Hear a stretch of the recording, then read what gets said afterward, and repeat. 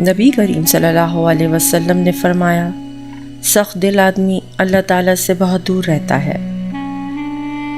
خرچ کی ابتدا ان لوگوں سے کرو جن کے اخراجات زندگی کے تم ذمہ دار ہو۔ اپنا دیا ہوا ہدیہ واپس لینے والا ایسا ہے جیسے اپنی کی ہوئی کیک کو چاٹنے والا۔ قرآن پڑھو کیونکہ قیامت کے دن یہ اپنے پڑھنے والے کا سفارشی بن کر آئے گا۔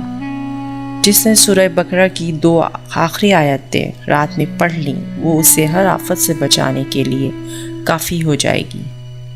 پوچھا گیا کہ جنت کتنی دور ہے؟ آپ نے فرمایا، جنت 2 قدم پر ہے، پہلا قدم نفس پر رکھ دو، دوسرا قدم جنت میں ہوگا۔ اگر جھک جانے یعنی عاجزی اختیار کرنے سے تمہاری عزت گھٹ جائے تو قیامت کے دن مجھ سے لے لینا۔ مہمان اپنا رزق لے کر آتا ہے اور صاحب خانہ کے گناہ لے کر جاتا ہے۔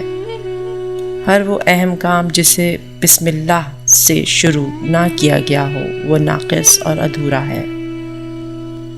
سورہ فاتحہ عرش کے نیچے والے خزانے سے نازل ہوئی۔ ہر کسی کے لیے دعا کیا کرو، کیا پتہ کسی کی قسمت تمہاری دعا کا انتظار کر رہی ہو۔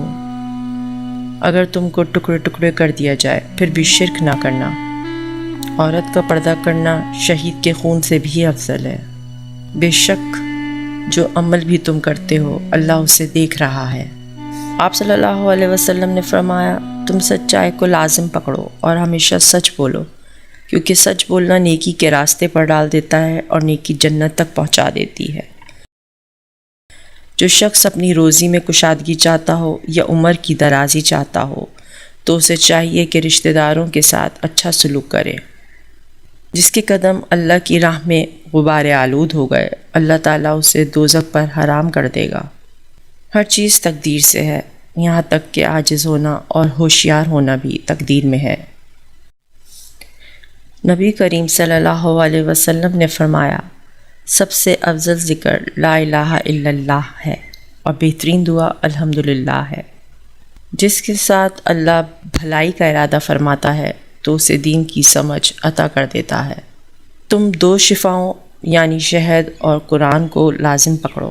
نماز نور ہے اور صدقہ دلیل ہے اور صبر روشنی ہے اور قرآن تیری دلیل ہے۔